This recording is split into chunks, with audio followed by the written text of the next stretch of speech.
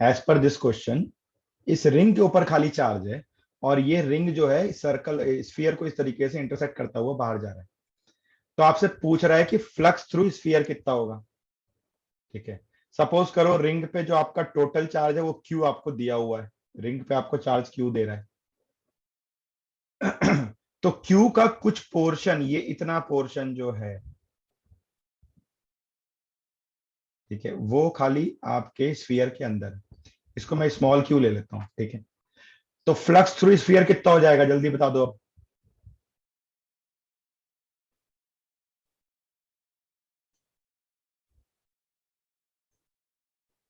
ये जो charge sphere के अंदर है, ये इतना रिंग का चार्ज, ठीक है, वो स्मॉल क्यू है।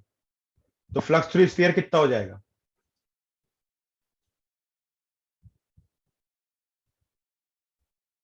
अरे बोलो ना यार।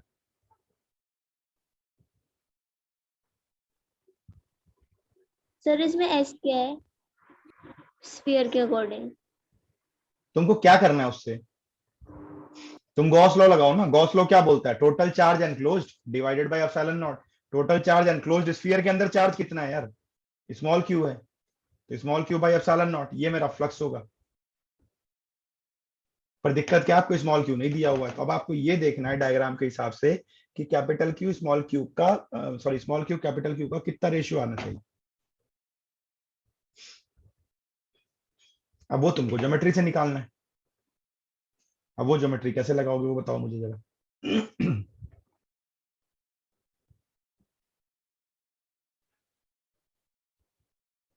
सर आर्क की वैल्यू होती है आर थीटा।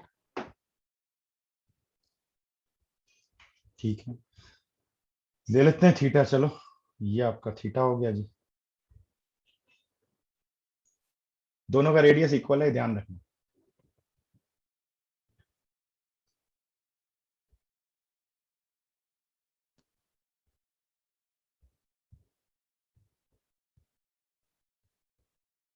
कितनी होगी थीटा की वैल्यू? 90। कुछ नहीं, ढंग से देखो, जब डायग्राम में दिख रहा है यार साफ साफ। 120 होनी चाहिए क्यों? सर, वो नहीं पता चल रहा ना। तो फिर तो को ये कैसे पता चला कि 120 होनी चाहिए? सर डायग्राम से। वो तो देख के पता लग रहा है सर। सर 120 होगी क्यों?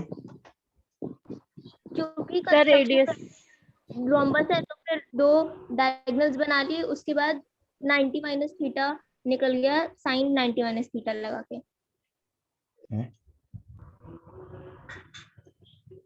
और फिर उससे थीटा निकल गया। सर रेडियस इक्वल है ना दोनों के, हाँ जी, तो फिर ओ से ओ डैश जो होगा वो भी आर होगा।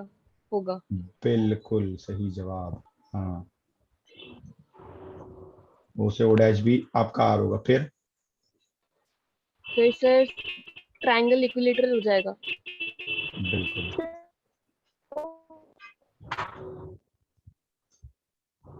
वो भी ए जो एंगल है वो निकल जाएगा, क्योंकि जो मतलब रोम्बस के डायगोनल्स इंटरसेक्ट कर रहे हैं, तो वो बाइसेक्ट बी ओ ए निकल जाएगा। और ओ बी तो हमें पता ही है कि यार है ना, ये भी आर है, ये भी आर है। ठीक है, वो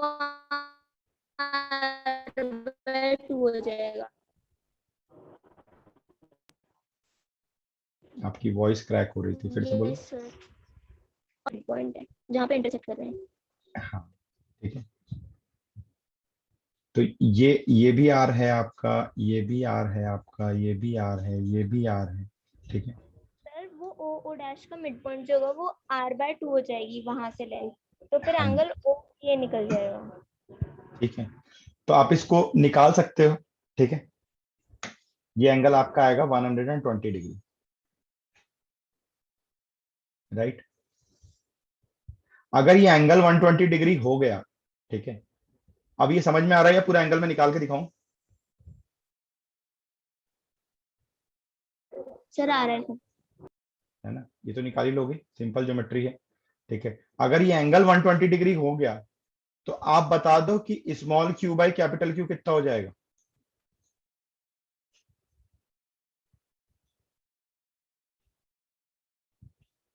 1/3। 1/3 हो गया ना, 120 120 360। तो 1/3 हो गया। तो स्मॉल क्यू कितना हो गया, capital Q by 3।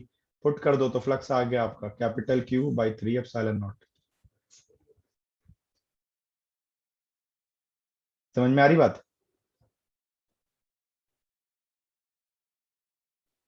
Yes sir. तो सिंपल ज्योमेट्री थी, इसमें क्या था इतना सोचने लायक? Right, let's go ahead in the next. इसको नोट कर लो प्लीज, आया हुआ क्वेश्चन है, कल नहीं बना होगा तो।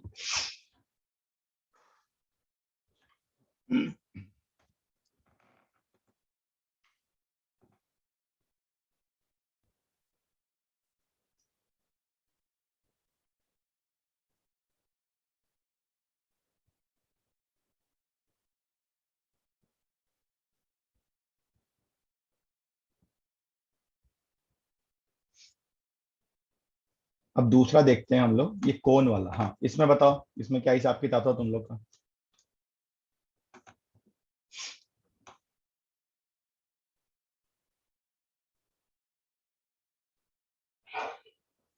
देखो, कोन का केस ना थोड़ा यूनिक केस है, ठीक है?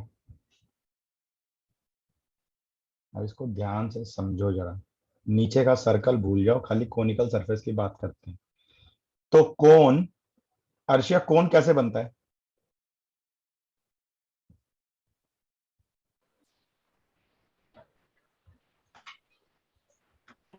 ट्राइंगल को घुमा दो। अच्छा, है ना, ट्रायंगल को 360 डिग्री घुमाएंगे तो कोन बन जाएगा। तो वो 360 डिग्री घूमेगा कैसे ट्रायंगल? ठीक है, अपने दिमाग में ट्रायंगल को इमेजिन करो। राइट, प्लीज ये काम करो सारा, जरा आंख बंद करके, कि ये आपका वाई एक्सेस है और ये आपका एक्स एक्सेस है। ये बहुत जरूरी है, इमेजिनेशन। और इलेक्ट्रिक फील्ड की लाइन कुछ ऐसे आ रही है,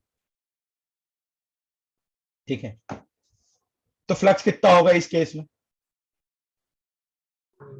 0। 0 होगा, क्योंकि सारी लाइंस जो होंगी पैरेलली टच करके निकल जाएंगी। ठीक है, एक्स एक्सिस वाई एक्सिस है, इलेक्ट्रिक फील्ड एक्स डायरेक्शन में। ठीक है, ये सबको समझ में आ रहा है? Yes sir. सर ये सिंपल ट्रायंगल है। हाँ, सिंपल ट्रायंगल है। ट्रायंगल को घुमा के ही तो कोन बनाएंगे ना। इस ट्रायंगल को हम लोग ऐसे वाई एक्सिस के अबाउट अगर ऐसे घुमा देंगे 360 डिग्री, तो मेरा कोन बन जाएगा। Okay sir. घुमाओ जरा इसको दिमाग में एक बार, सारे घुमा लो एक बार, पूरा अच्छे से घूम जाना चाहिए आपके विजुअलाइजेशन में। अगर आपके विजुअलाइजेशन में घूम रहा है तो आगे की चीजें समझ में आएंगी, नहीं तो नहीं आएंगी।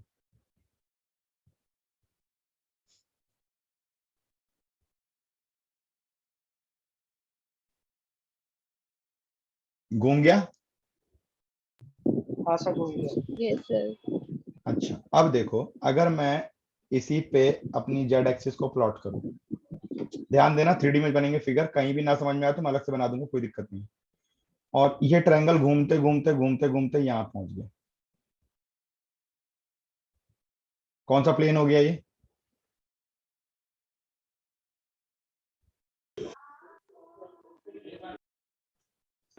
वाईजेड प्लेन हो गया।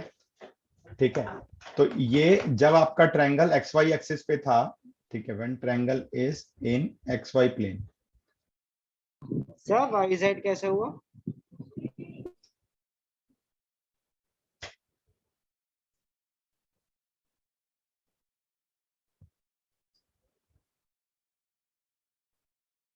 ये है, ठीक है, और इलेक्ट्रिक फील्ड मेरी एक्स डायरेक्शन से आ रही है, ये इलेक्ट्रिक फील्ड है। तो ये कौन सा प्लेन हुआ? Y Z. तो वही तो ड्रॉ किया ना यहाँ पे मैंने। तो ये वाई जेड प्लेन हो गया। तुम अलग से ड्रॉ कर लो ना, समझ में अलग से ड्रॉ कर लो बेटा, बिल्कुल कंफ्यूजन मत रखना इस चीज में। अब बताओ फ्लक्स कितना होगा? इसका रेडियस ट्रायंगल का जो है, ये आर दिया हुआ है ना, तो ये डिस्टेंस आर हो गया, और ये हाइट एच दी हुई है आपको। अब कितना होगा flux?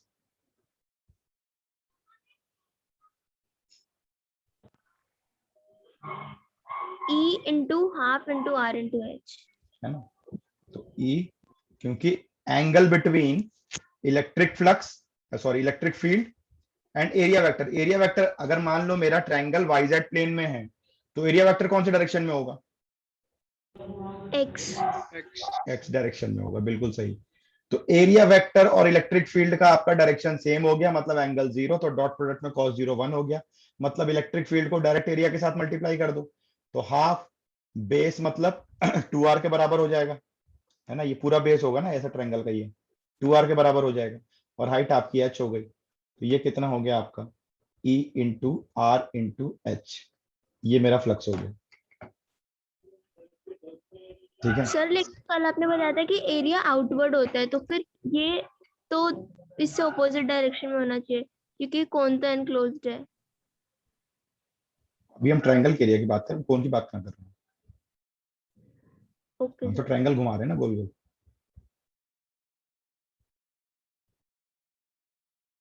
E into R into H हो गया। अब सबसे तगड़ा विजुअलाइजेशन का काम अब होना है। अब आपके दिमाग में ये इमेज खुद से आपको क्रिएट करनी पड़ेगी, ठीक है, कि भाई मेरा ये ट्रायंगल यहां पे था, एक्स वाई प्लेन में था, और अगर वो वाई जेड प्लेन में आया तो कितने डिग्री घूमा? 90। 90 डिग्री घूमा। तो जैसे ही वो एक्स वाई प्लेन से वाई जेड प्लेन की तरफ मूव करना चालू करेगा, इलेक्ट्रिक फ्लक्स जनरेट होना शुरू हो जाएगा, यस सर। और फ्लक्स धीरे धीरे बढ़ता जाएगा, यस सर। और मैक्सिमम वैल्यू कहां मिलेगी आपको? जब आपका इलेक्ट्रिक जो आपका ट्रायंगल है वो वाई जेड प्लेन में आ गया, ठीक है। Yes sir. अब वो वापस 90 डिग्री रोटेट करेगा, तो आधा कोण क्रिएट कर देगा।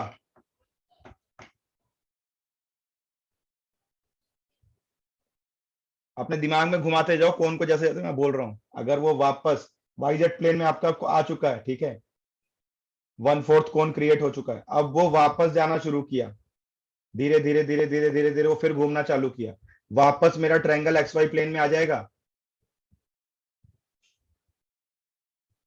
Yes sir. ठीक है, वापस मेरा ट्रायंगल एक्स वाई प्लेन में आएगा। इलेक्ट्रिक फ्लक्स अपनी मैक्सिमम वैल्यू में था, धीरे धीरे धीरे धीरे रिड्यूस होते हुए वापस जीरो पे चला गया वो। सर जब हमने दोबारा 90 डिग्री पे घुमाया तो फिर दो राइट एंगल ट्रायंगल वाले बन गए ना फिर। राइट एंगल ट्रायंगल कहां बन रहा है यार? भाई मेरा ये ऐसे था, ठीक है, ये था मेरा ट्रायंगल एक्स वाई प्लेन पे, फिर ये वाई जेड पे आया, अभी ये वापस एक्स वाई पे आ जाएगा ना घूमते हुए, अभी वापस एक्स वाई पे आएगा। ठीक है सर। ये यहां से घूमा, 90 डिग्री रोटेट किया, यहां से यहाँ का रोटेशन 90 डिग्री, यहां से यहाँ का रोटेशन 90 डिग्री, वापस मेरी फ्लक्स जीरो, वापस मेरा फ्लक्स जीरो हो गया।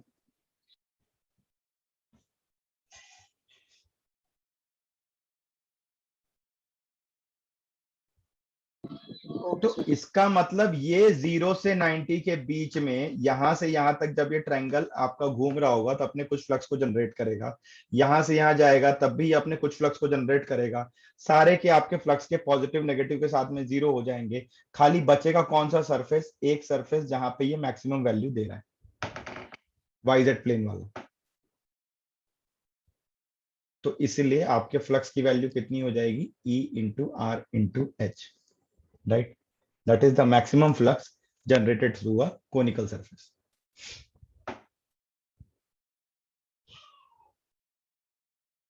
समझ में आ रही बात?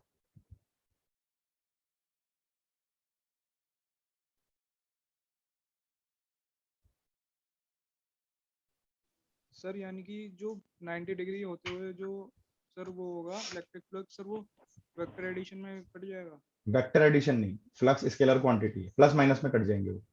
प्लस ठीक है, माइनस में। हाँ, ठीक है, क्योंकि यहां से जीरो से वैल्यू इंक्रीज हो रही है, यहां से जीरो से वैल्यू डिक्रीज हो रही है। आप सिंपल लगा के फिर देखो, एक यही आपकी पोजीशन मिलेगी जहां पे आपको मैक्सिमम कांस्टेंट वैल्यू मिलेगी, वाईजेड प्लेन पे, जब आपका ट्रायंगल आएगा घूमते घूमते। सर जब वो 90 डिग्री घूमा तो वो वाईजेड प्लेन पे आया, जब वो 270 डिग्री घूमेगा वो फिर भी तो वाईजेड प्लेन पे आएगा, तो फिर उससे कैंसिल नहीं हो जाएगी ये वैल्यू क्यों भी। क्यों कैंसिल होगी? वही तो मैं बोल रहा हूँ, मैक्सिमम पॉइंट है ना आपका, वो वैल्यू कांस्टेंट हो गई ना।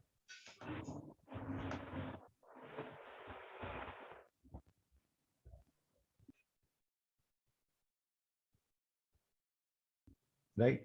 तो नेट सर एक फ्लक्स, मिनट, एक पेपर लेके करके दिखा दो सर, विजुलाइज नहीं हो रहा। आप घुमाते जाओ ना इसको, आप ट्रायंगल को घुमाते जाओ ना, पेपर लेके ये सब नहीं समझ में आने वाला भाई, ये यहीं से समझ में आएगा। ठीक है, आप इसको घुमाते जाओ, ठीक है। आप ट्रायंगल को थोड़ा सा घुमाओगे, मूव करोगे, तो ये हल्का सा ट्रायंगल आपका कुछ इस तरीके से शेप में आएगा, ये कुछ एंगल मूव करेगा, ठीक है।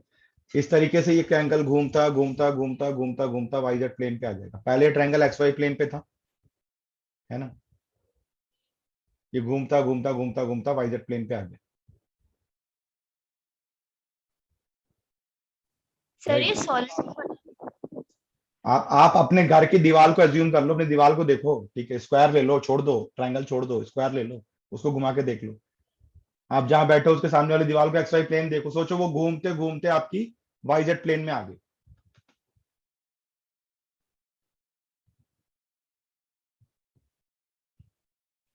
तो 90 डिग्री ट्रेवल करेगी तो वाई जेड प्लेन में आएगी। तो 0 से 90 के बीच में जैसे जैसे एंगल इंक्रीज होगा, ठीक है, 0 से 90 के बीच में जैसे जैसे एंगल इंक्रीज होगा आपका, आपका फ्लक्स क्या होगा, आपका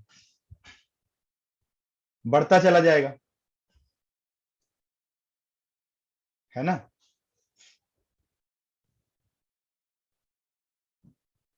और मैक्सिमम कब मिलेगा, जब ये वाई जेड प्लेन में, तब सारी फील्ड लाइन इसको क्रॉस करके जा रही होगी।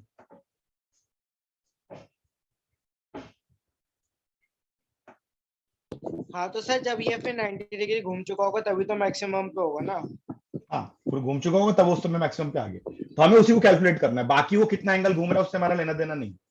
बाकी हमें सिर्फ इतना समझना है कि बाकी जो भी एंगल घूम के फ्लक्स जनरेट हो रहा है, वो जब वो वापस रिटर्न जाएगा 90 से 0, तो उस समय उतना ही नेगेटिव फ्लक्स वो जनरेट करके उसको 0 कर देगा। कांस्टेंट वैल्यू मेरे को खाली इस पोजीशन पे मिलेगी, और वो किसके बराबर होगी, E into R into H के।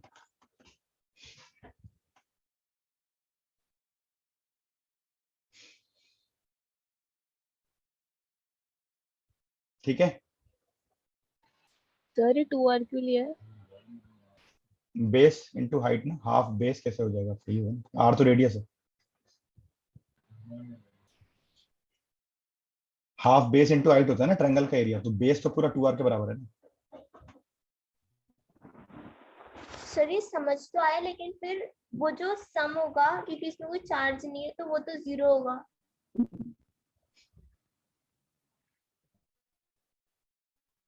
कौन सा सम 0 होगा,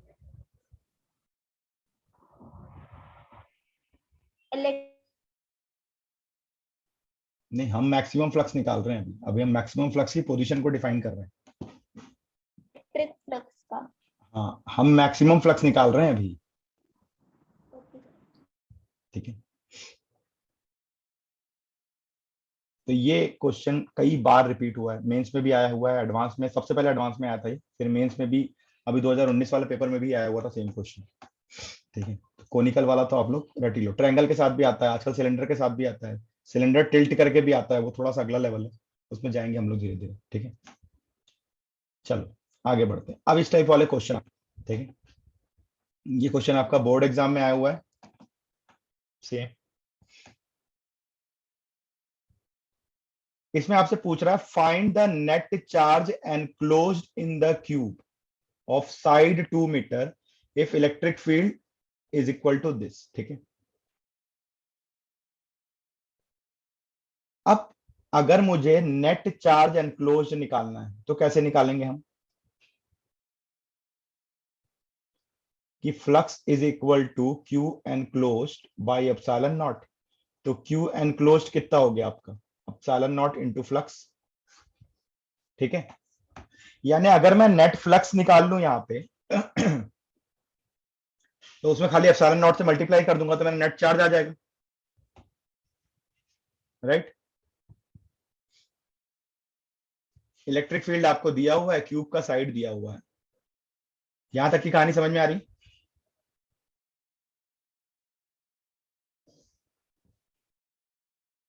यस सर आपने अभी अभी जो बोला वो दोबारा बोलो। मैं ये बोल रहा हूं कि मेरे को क्वेश्चन में पूछ रहा है नेट चार्ज एनक्लोज निकालना है, तो नेट चार्ज एनक्लोज्ड कैसे निकलेगा? नेट चार्ज एनक्लोज्ड कैसे निकलेगा? कि भाई अब मेरे को गॉस लॉ पता है कि net flux is equal to Q enclosed यानी charge enclosed by epsilon naught. तो चार्ज एनक्लोज्ड कितना हो गया? Epsilon naught into 5, cross multiply कर दो। तो एप्सिलॉन नॉट तो कांस्टेंट है, यानी कि मेरे को इस क्यूब से नेट फ्लक्स निकालना है, और इलेक्ट्रिक फील्ड मुझे दी हुई है और क्यूब का साइड दिया हुआ है, मतलब एरिया का मेरे को इंडिकेशन दिया हुआ है, और आपको इलेक्ट्रिक फील्ड दी हुई है। तो ई डॉट ए करके मैं फ्लक्स निकाल सकता हूं, राइट?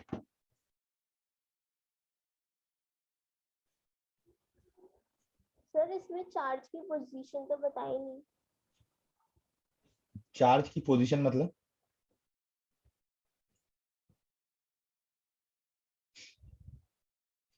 चार्ज कहाँ है?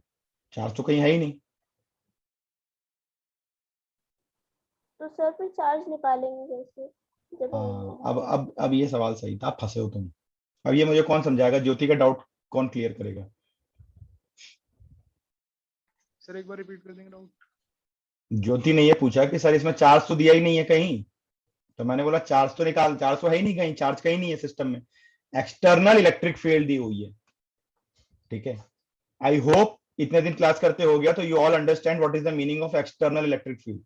अगर किसी को कोई दिक्कत है तो अभी बोल लो।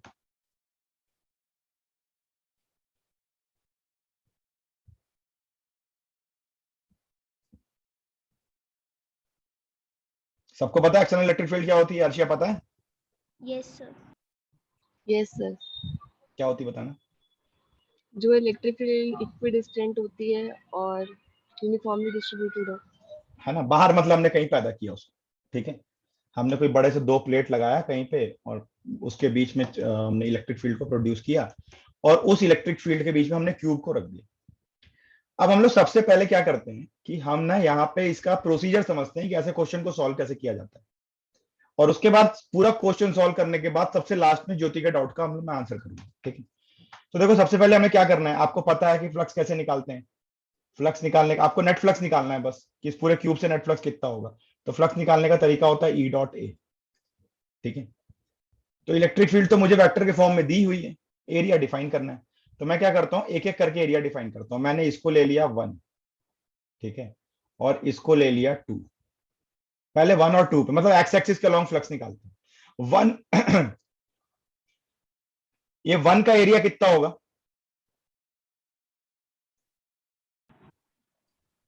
4 पूरा एरिया वेक्टर बताओगे? 4 आई क्या? -4 ना, इधर जाएगा। मैंने क्या बोला था? हमेशा आउटवर्ड -4 जाएगा। आई क्या? -4 आई कैप। -4 आई क्या? ठीक है, तो फ्लक्स थ्रू फेस 1 निकाल लेते हैं, क्या हो जाएगा? E dot A. ठीक है, तो ई की वैल्यू है, अब ई कितना हो जाएगा?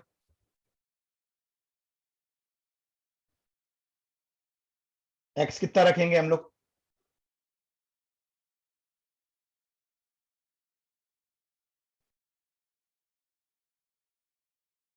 अरे भाई, अगर मेरे को इस फेस 1 पे इलेक्ट्रिक फील्ड चाहिए, तो एक्स आपका एक्स एक्सिस को डिनोट कर रहा है ना, तो एक्स एक्सिस का डिस्टेंस फेस 1 के लिए कितना है?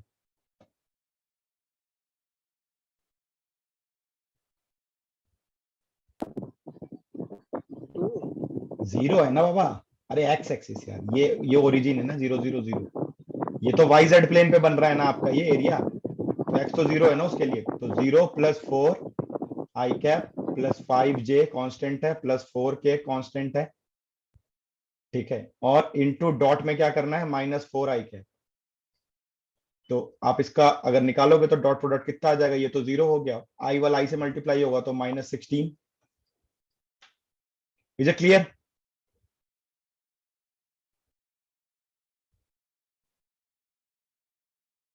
Yes sir. फेज 2 से करो जरा कैलकुलेट। तो फेज 2 का एरिया वेक्टर कितना हो जाएगा? +4 आई क्या? अब इधर जाएगा area vector perpendicular to the face, तो ये 4 आई कैप हो जाएगा। ठीक है, तो आपका फाई 2 आपको निकालना है, तो क्या हो जाएगा? ई डॉट ए करो, अब इलेक्ट्रिक फील्ड की वैल्यू यहां पे एक्स की वैल्यू कितनी हो जाएगी फेज 2 के लिए? 2 तो 3 इंटू 2 प्लस 4 आई कैप प्लस 5 जे कैप प्लस 4 के कैप, ठीक है, डॉट 4 आई कैप। तो 5 2 आपका कितना हो गया? 3 2 ज़ा 6 प्लस 4 10, तो ये हो गया 40। आई डॉट आई 40 पॉजिटिव 40 हो गया, ठीक है, राइट। Yes sir. तो net flux in X direction कितना हो गया? अब देखो फ्लक्स में एक्स वाई जेड डायरेक्शन नहीं होता, फ्लक्स तो कांस्टेंट है, स्केलर क्वांटिटी, तो एक्स वाई जेड नहीं होता। फिर भी हम लोग एक एक एक्सिस करके उसको नेट निकाल के चलते हैं। तो कितना हो गया ये 40 माइनस 16 कितना होता है 24, ठीक है। तो net flux in X direction कितना हो गया 24। ये एक्स डायरेक्शन लिखना गलत है, मैं खुद ही बोल रहा हूं, लेकिन अभी हम क्वेश्चन सॉल्व कर रहे हैं, एक एक एक्सिस करके करना है, मेरे पास स्पेस कम है तो मैं बाकी चीजें हटाता जाऊंगा, ठीक है, इसलिए मैं ऐसा लिख रहा हूं इसको। तो 1 और 2 वाला हमने फेस कर लिया, आप लोग नोट करते जाना बेटा साथ साथ, ठीक है, कर लिया नोट? एक मिनट सर, एक मिनट।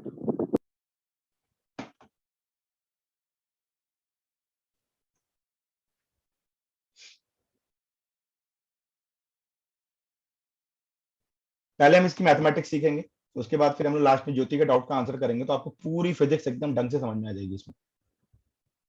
पहले सॉल्व करना सीखो, सॉल्व कैसे कर रहे हैं। अब आप में से कोई भी बलवान आदमी आप में से मुझे ये बता सकता है कि net flux in Y direction और net flux in Z direction कितना होगा? सर क्या? Net flux in Y direction and net flux in Z direction कितना होगा?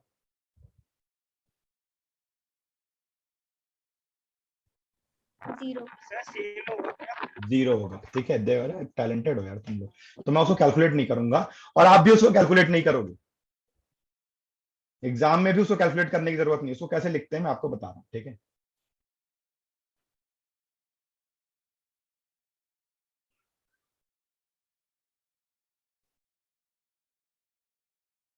वो तो आप लोग इंटेलिजेंट, इसमें तो कोई मतलब बात ही नहीं है। अब यहाँ पे देखो, जैसे y का एरिया वेक्टर इधर आया और ऊपर वाला सरफेस y का एरिया वेक्टर ऊपर गया, इसको मैंने फेस नंबर 3 बोला, इसको फेस नंबर 4 बोला, ठीक है। तो आपको लिखना पड़ेगा कि flux 3 and flux 4 will be of equal magnitude and opposite sign. Opposite direction मत लिख देना, वेक्टर नहीं है ये, साइन लिखेंगे यहाँ पे हम लोग, ठीक है। क्यों इक्वल मैग्नीट्यूड है? क्योंकि देखो आपका इलेक्ट्रिक फील्ड की वैल्यू कांस्टेंट है ना, दोनों डायरेक्शन में, वाई और जेड डायरेक्शन में, ठीक है। तो आप ऐसा लिख सकते हो, net flux in Y direction must be equal to net flux in Z direction will be 0, ठीक है। ये पॉइंट सबको समझ में आ रहा है, एक्सप्लेन करने की जरूरत तो नहीं है?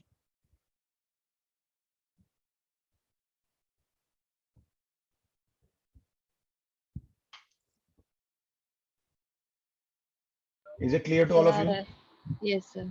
है ना, क्योंकि इलेक्ट्रिक फील्ड कांस्टेंट है, एरिया का जो मैग्नीट्यूड है कांस्टेंट है, खाली डायरेक्शन ही तो अलग हो रही, एरिया तो 2 ही रहेगा ना, 4 ही रहेगा हर जगह, ये 4 जे कैप हो जाएगा, ये -4 जे कैप हो जाएगा। इलेक्ट्रिक फील्ड की वैल्यू में 5 कांस्टेंट है, तो ये एक जगह +20 एक जगह -20 मिलेगा आपको। सेम यही चीज आपकी के कैप के डायरेक्शन में होगी। तो कुल मिला करके ओवरऑल नेट फ्लक्स कितना हो गया मेरा?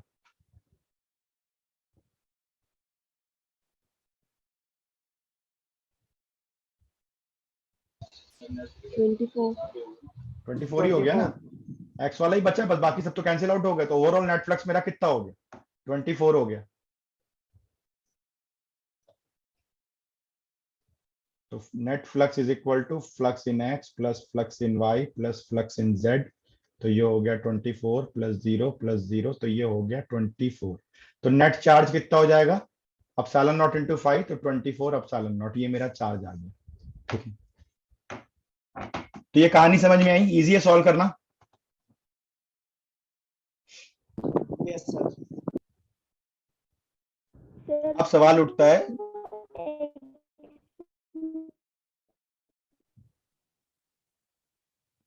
x इक्वल टू 2 मतलब यार इतना सबसे पहला काम तो ना, मैं तुम लोगों से बहुत हम्बल रिक्वेस्ट है, पूरा साल ऐसे ही चलने वाला है, तो अपने क्लास के टाइम पे, क्योंकि 12th की फिजिक्स वैसे भी ये सब चैप्टर ना, मतलब मेरे से पूछो तो मैं प्रेफर ही ना करूं इसको इस तरीके से पढ़ना। ये बहुत टफ है, बहुत इमेजिनेशन लगेगा, वैसे ही मैग्नेटिक फील्ड में बहुत इमेजिनेशन लगेगा, क्वेश्चन बहुत इजी होते हैं इसके, एक बार समझ में आ गया तो खटाखट बनते हैं 10-10 सेकंड में। तो अपना आप लोग एक तो अपने पढ़ने की जगह शांत करने की कोशिश करो, ऐसी जगह बैठो जहां पे कोई हो हल्ला ना हो। आई अंडरस्टैंड प्रॉब्लम होती है क्योंकि सारे वर्क फ्रॉम होम चल रहे हैं घर पे, बट फिर भी कोशिश करो एटलीस्ट फिजिक्स की क्लास में मैथ्स चल जाएगा। और दूसरा, सारे ही लोग ना एक अच्छा वाला नेटवर्क कनेक्शन और अच्छा वाला माइक्रोफोन जरूर ले लो, ताकि आपको ऑफलाइन वाली फीलिंग है। राइट, हाँ अब बोलो जिसके जो जो डाउट है।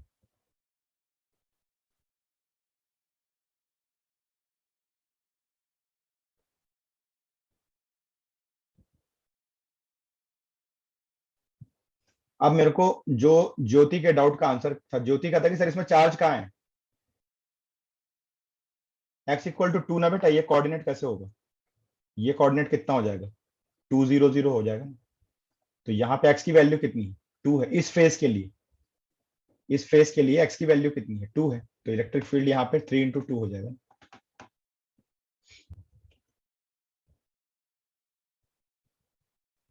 अब ज्योति का डाउट यह था कि सर यहाँ तो कोई चार्ज दिया ही नहीं है, तो फिर इसमें चार्ज आया कैसे, मतलब क्या कैलकुलेट कर रहे हैं हम लोग, क्या नेट चार्ज क्या निकाल रहे हैं। राइट ज्योति, यही था सवाल। Yes sir. अब आप खुद ही जवाब दो, क्या निकाल रहे हैं हम लोग।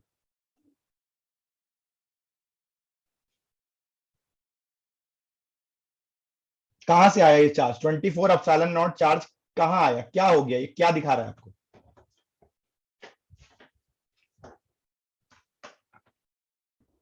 जो इफेक्ट क्रिएट हुआ इलेक्ट्रिक फील्ड का वो सेम इस चार्ज पे ऐसा होता आई थिंक।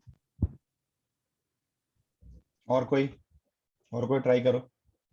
सर मतलब ये क्यूब के ऊपर जो इफेक्ट हुआ है, मतलब जो चार्ज जनरेट हुआ है वो है। यस, बिल्कुल सही, ये यही तो पढ़ रहे थे, याद करो।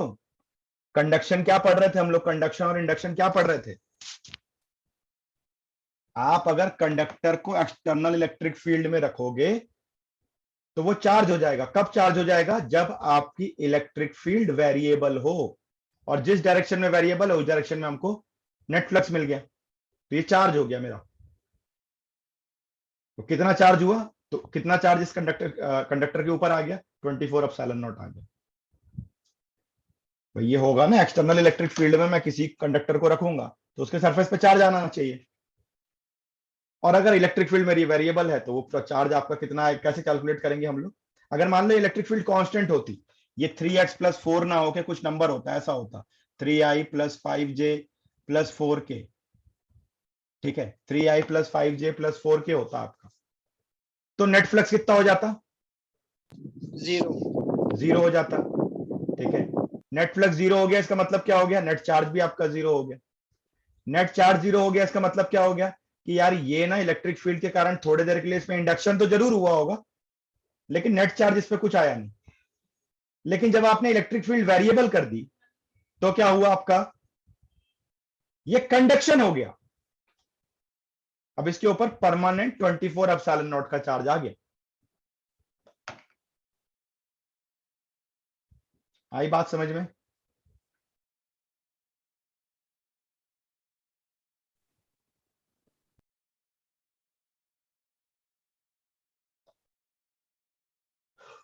समझ में आया सबको ये पॉइंट। जस्ट हैंड रेस करके बताओ किसको किसको ये कहानियां क्लियर हुई, जितनी मैंने कहानियां सुनाई अभी।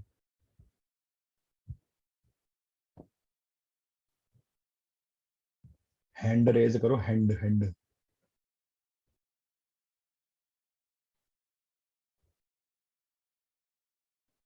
ठीक है, मजेदार थी नहीं थी कहानी। अभी भी कोई डाउट है तो पूछ लो।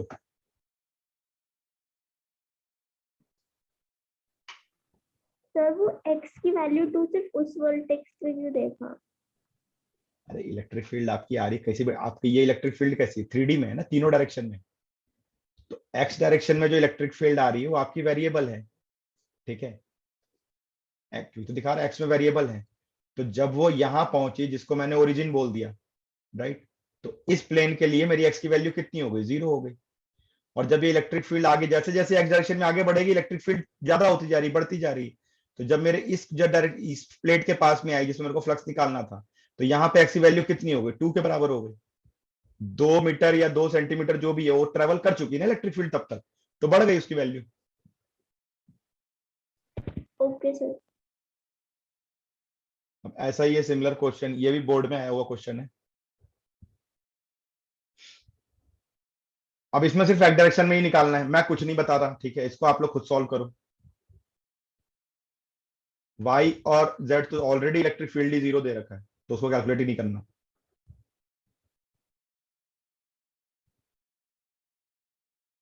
आपको दो सरफेस पे ही निकालना है, एक ये आपका 1 और ये आपका 2।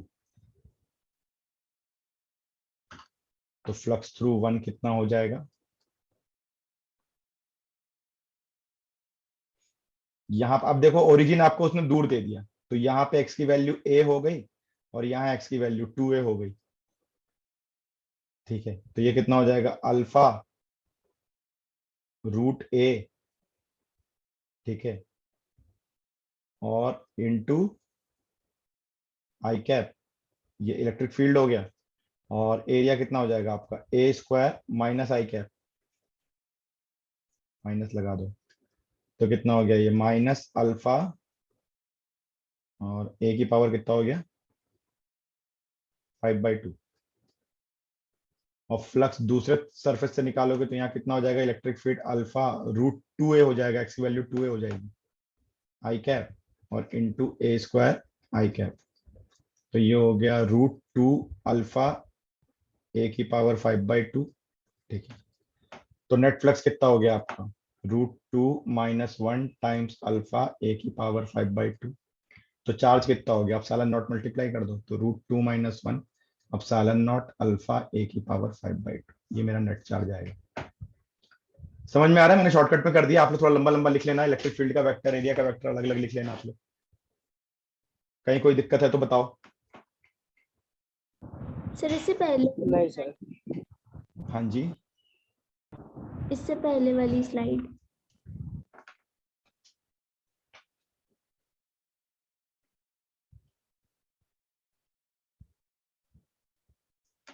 बताओ, जमाना कितना आगे बढ़ गया ना, पिछले पन्ने से पिछली स्लाइड पे पहुंच गए हम लोग अब पढ़ाई करते करते।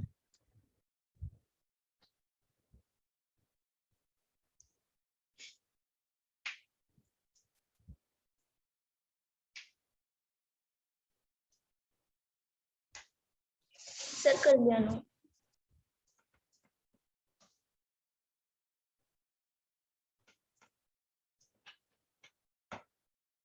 डन, ये समझ Yes, में आया sir. सबको, इसमें किसी को कोई दिक्कत, कोई दुख, कोई तकलीफ?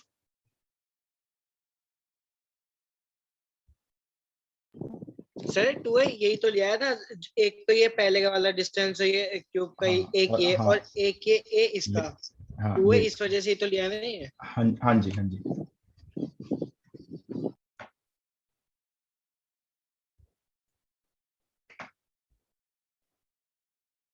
किसी को कोई तकलीफ, कोई दुख तो बताओ मुझे यहाँ पे।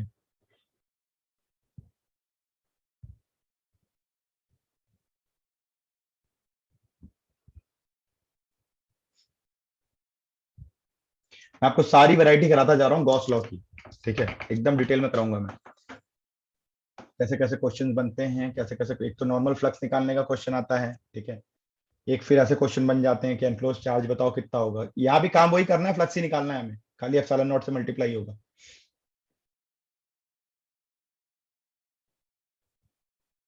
आगे बढ़े। Yes sir. अब ये क्वेश्चन बताओ कैसे करेंगे। दो सरफेस एरिया बोल रहा है, S1 है और बाहर वाला S2 है, तो फ्लक्स थ्रू S1 बता दो फटाक से कितना होगा, जल्दी से एकदम 5 सेकंड के अंदर।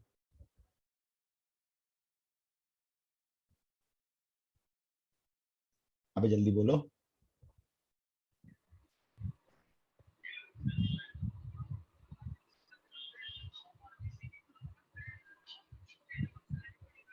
अरे जीरो। S1 से फ्लक्स कितना होगा? Pi pi r square by 2 pi r by epsilon not.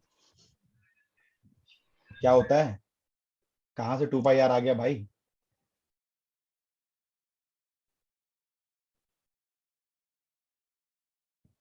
Flux हम गॉस लॉ से निकालते हैं तो कहाँ पे एरिया आता है? ठीक है, एरिया तो तब लेते हैं जब ई डॉट डी एस करते हैं या ई डॉट डी ए करते हो।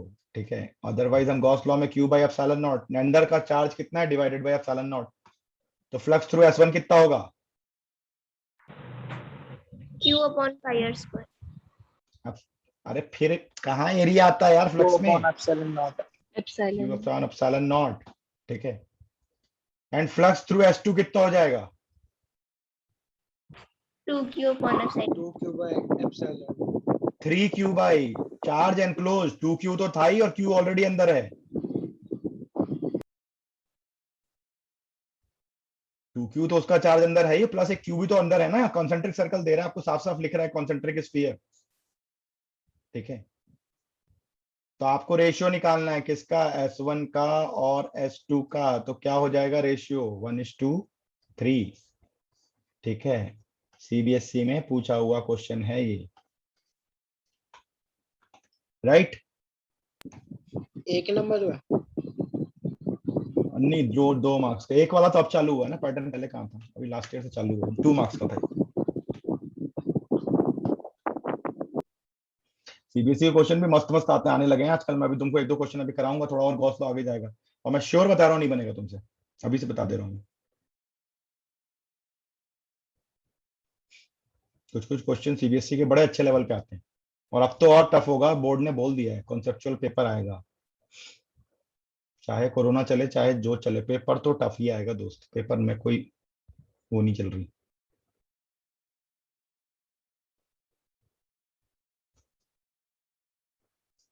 इज चलिए इट क्लियर? लिंक